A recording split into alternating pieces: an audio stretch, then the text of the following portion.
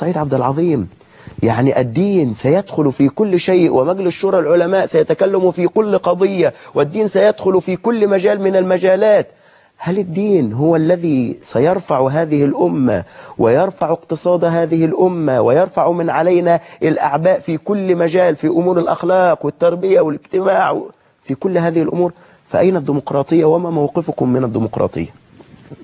بسم الله والحمد لله والصلاة والسلام على رسول الله. صلى أما الله عليه بعد، وسلم. هذا الدين هو دين رب العالمين سبحانه وتعالى. ألا يعلم من خلق وهو اللطيف الخبير، وقال ألا له الخلق والأمر سبحانه وتعالى. فالدين الذي رضيه لنا ربنا تبارك وتعالى دينا شامل لكل ناحية من نواحي الحياة، سواء كانت سياسية أو اقتصادية أو اجتماعية أو أخلاقية، وديمقراطية بمثابة دين عند أهلها.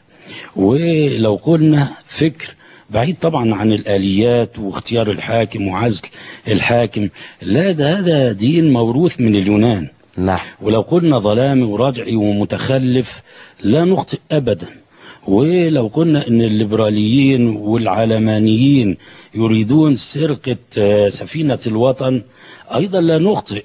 لا نتكلم عن اقلية واكثرية الان، لكن هذا شعب مسلم، والواجب على الدنيا بأسرها أن تدين بدين الله، وأن تقول رضينا بالله ربا وبالإسلام دينا وبمحمد صلى الله عليه وسلم النبي. فالديمقراطية والنزول على رأي الأغلبية حتى وإن خالفت شرع الله جل وعلا، وقولهم حكم الشعب نفسه بنفسه لنفسه، هذا يتنافى مع قوله سبحانه إن الحكم إلا لله أمر ألا تعبدوا إلا إياه ذلك الدين القيم ولكن أكثر الناس لا يعلمون ولا يشرك في حكمه أحدا. ولما هتنظر حتى في الحريات وهي صلب النظام الديمقراطي، حريات متفلتة بمعنى غير مضبوطة بشرع ولا بدين، فيها شذوذ جنسي وأحيان كثيرة. والموضة الأخيرة عند العلمانيين والليبراليين والديمقراطيين تلمس زلات أو اتهام البعض إن فلان فعل كذا، إن أنتوا عايزين نرجع للإسلام مثلا الصوفية، لإسلام الشيعة، لإسلام الدولة العثمانية، لإسلام اللي قطع الأذن مثلا ونحو ذلك. والله الإجابة سهلة يسيرة، وإلا فالحكم البائد هينسب لدين أو لشرع، هيقال حكم علماني كان بيزعم أو بيذكر أنه هو حكم ديمقراطي وحاكم رئيس لدولة ديمقراطية. القذافي، الأسد، صدام حسين، إن قالوا هذه الصور شذوذات وانحرافات عن العلمانية أو الديمقراطية، قلنا أيضا لا تحتاجوا بانحرافات وشذوذات عن دين الله.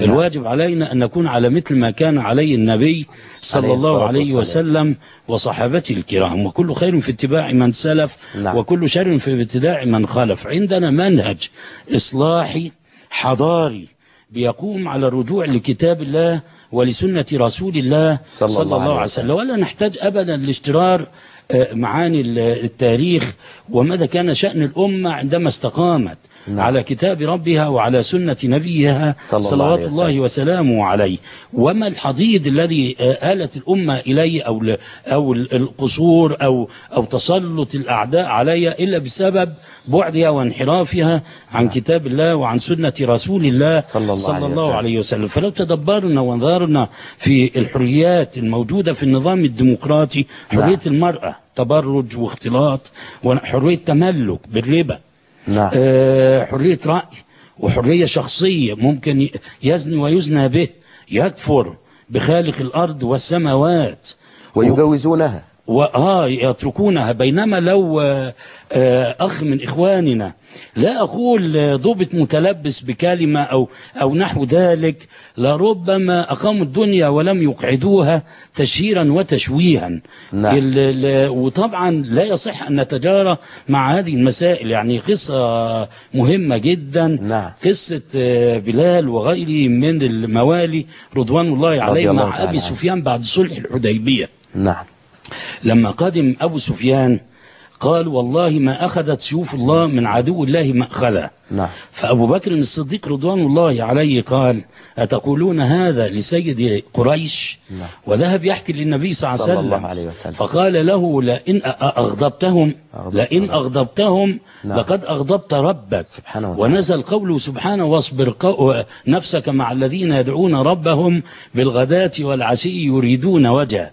فليس من طلب الحق فأخطأه كمن طلب الباطل فأصابه. إخواننا عندما يتكلمون في دين الله تبارك مرجعياتهم هي الكتاب والسنة، يفترقون عمن منهجه هو الديمقراطية والشيوعية. حتى لو أصاب الحكم فهو مخطئ في المنهج نعم. الذي يدين به. فالواجب على الكل أن يسلم وجهه لله. بل حتى الشورى في النظام الديمقراطي تفترق عن الشورى. نعم. عند المسلمين البعض بيتوهم أن الديمقراطية هي الشورى. نعم. ده من الممكن أن يتم التشاور في موارد النصوص، يعني يتم تحريم الخمر مثلا قطعية أو لا يتم، لا يجوز التشاور، إن الحكم إلا لله.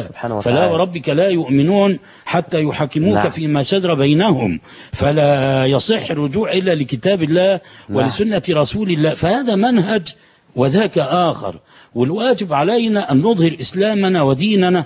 أنا حقيقة يعني في هذه المناسبة وكنت أستشعر أنه لربما كانت الأسئلة تتعلق بمثل هذه القضية. نعم. أمامي كلمات وانظر لحال النخبة المثقفة الديمقراطية اللي بينشد منها ومن ورائها قيادة الأمة، وكما أشار إخواننا الأفاضل العلماء قادة والفقهاء سادة ومجالستهم زيادة.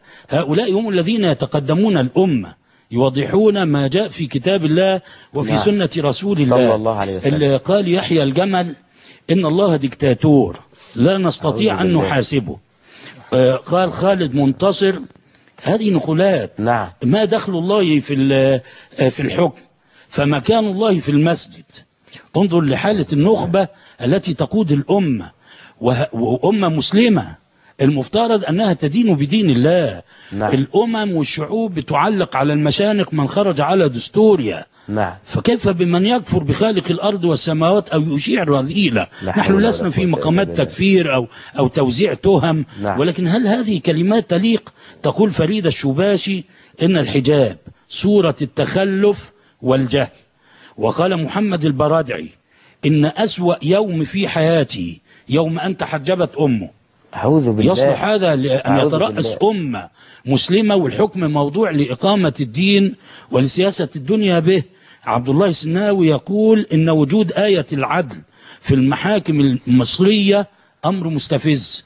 ده عايز صورة راقصة مثلا ولا عايز كلام لماركس ولينين؟